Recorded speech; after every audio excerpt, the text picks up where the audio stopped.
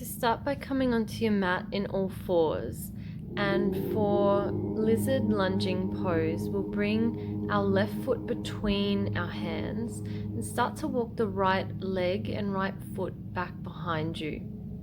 Locate your 2 blocks or whatever props you're using to gain a little bit of height. If you have any knee injuries or sensitivities, place something underneath the right knee just to make sure it's kept safe throughout this pose. Because the whole idea again is to relax and surrender into the posture. So allowing your hips to get nice and heavy here, even relaxing the back foot.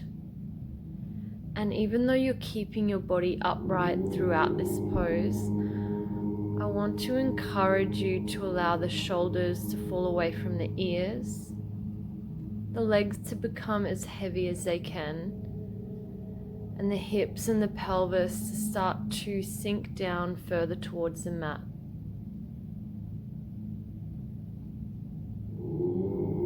And as always, with any of the poses that you're in, encouraging your breath to be the thing that links you to experiencing any sensations.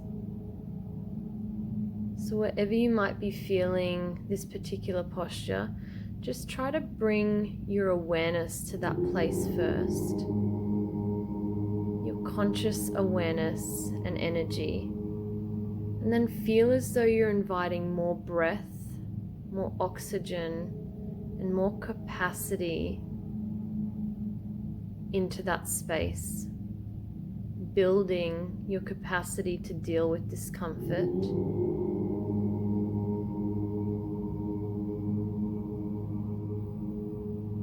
And depending on where you have tension in the body, you may be feeling this pose in a variety of different places. So for some, it might be on the psoas muscle or the front right hip or front right thigh, or it could be more on the left hip. And it may even just be challenging to be in the upright position for the upper body, the chest, the arms. So just know that whatever you're experiencing is right for you. It's right for your structure, anatomy in this moment, and to just honor that and respect that.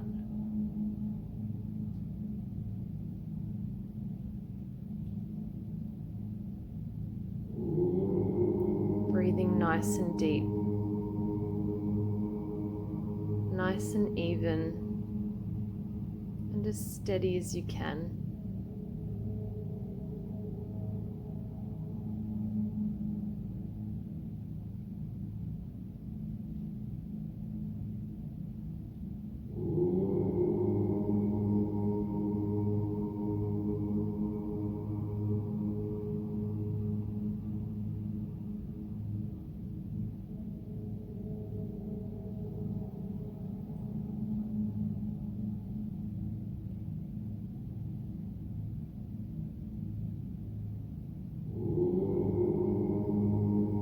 Too much longer to go here now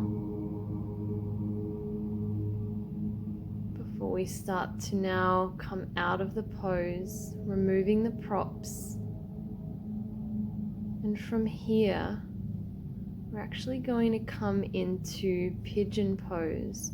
So you'll start to walk your left foot over towards your right hand and maybe bringing the heel in a little bit closer towards the groin.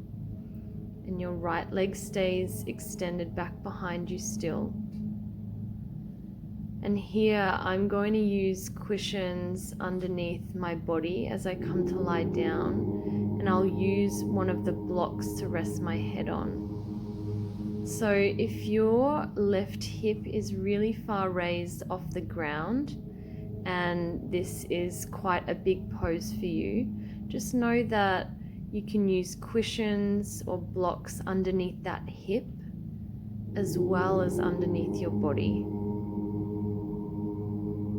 So you can see that my palms are face up I'm completely relaxed in the upper body. So now the stretch can completely be targeted to my left hip,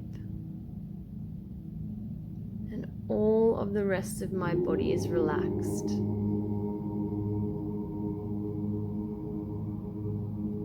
And quite often, even when I'm really relaxed in a pose, I still do a body scan of making sure that I am completely relaxed and reminding myself to let go just a little bit more.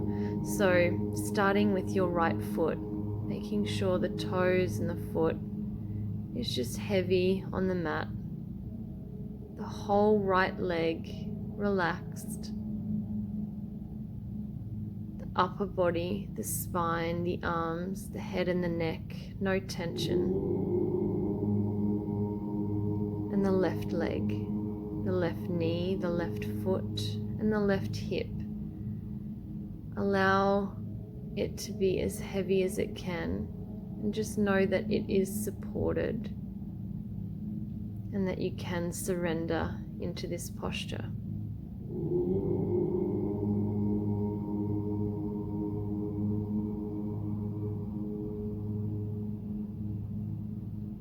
If your body doesn't allow you to come down and fold over the front knee, just know that that is okay as well. And that you can just allow the head and the neck to fold forward without having to move your whole torso. So each practice that you do, just take it as a little checklist of you checking in with where you are today or tonight, and knowing that that could be completely different when you practice next week, tomorrow, or next year.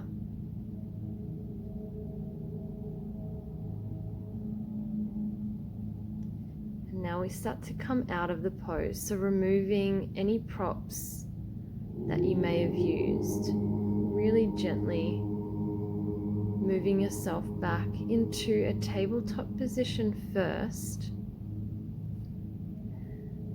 and then you'll extend your left leg behind you, the ball of the foot on the mat and the heel pushing back,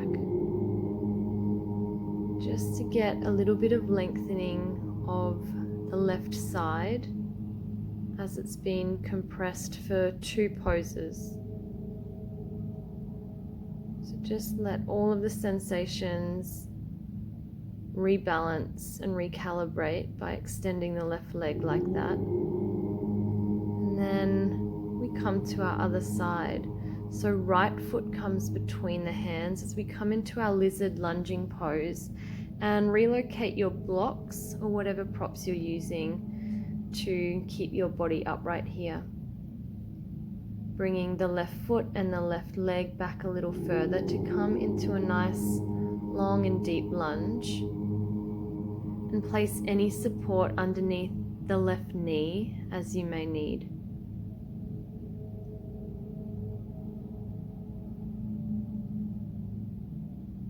And now we come to rest in the pose, a place of stillness, place of breaking through and staying with discomfort, expanding your capacity to be in this place. And just being the witness when something challenging comes up. You may register it as a physical sensation, but notice how quickly your mind reassures you of this. And if we can change our mindset around what we're experiencing, how differently our trajectory is, how differently our perspective is.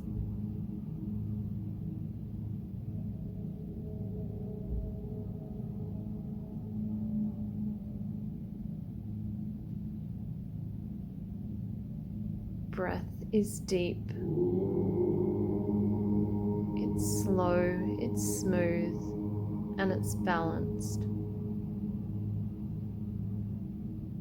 Feeling the breath move in and inflating both lungs. Feeling the belly expand on inhale, the ribs expand.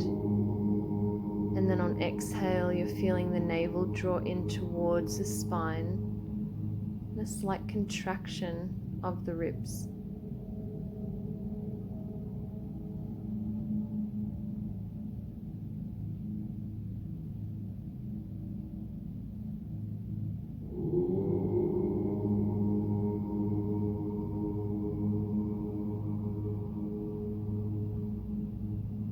This side is significantly different to the first. Just witness that and check in with each practice to notice whether there's been any shift.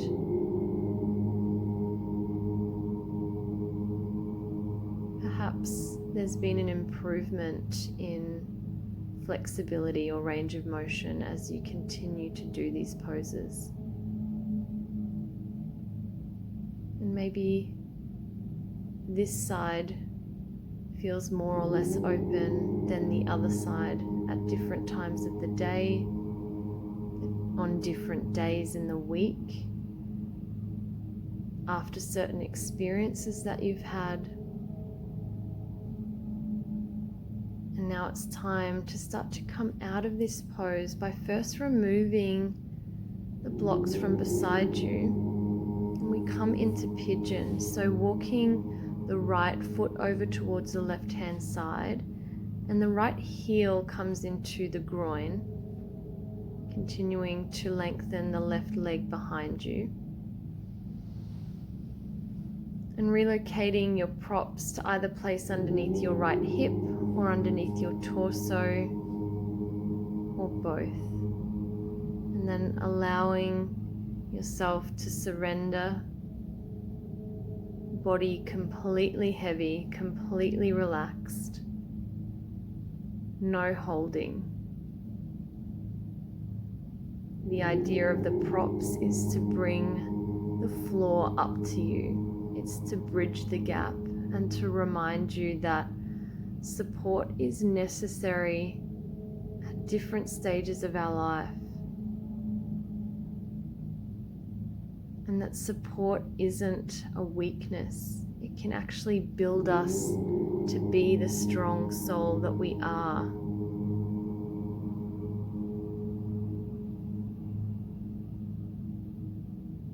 And while it may feel like we're not doing much in these poses, there's a lot of deep healing and regeneration going on at the level of the connective tissue.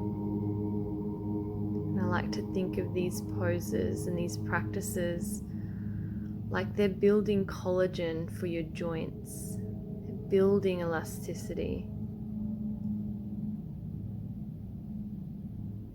So take the chance that you do get to be still if the rest of your day is really busy, if the rest of your life is really quite busy. Just know that you're still accomplishing while your body is barely moving.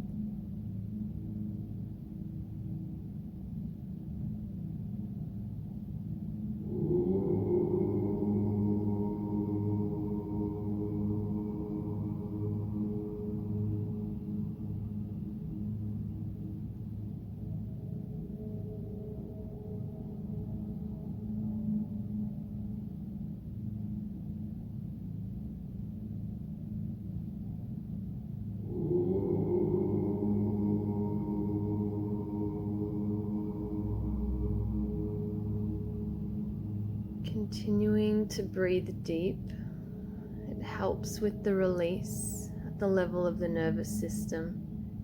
So we're not trying to fall asleep in these postures, we're actually trying to bring a deep level of conscious awareness to our relaxation.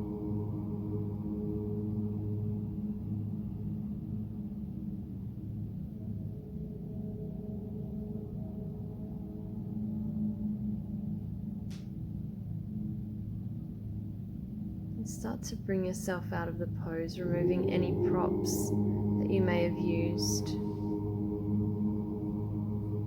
Coming back onto all fours, however you need to get there. And then extending the right leg behind you, with the sole of the foot on the mat and the heel extending back. Lengthening out the right side after the compression that it's been undergoing for quite some time.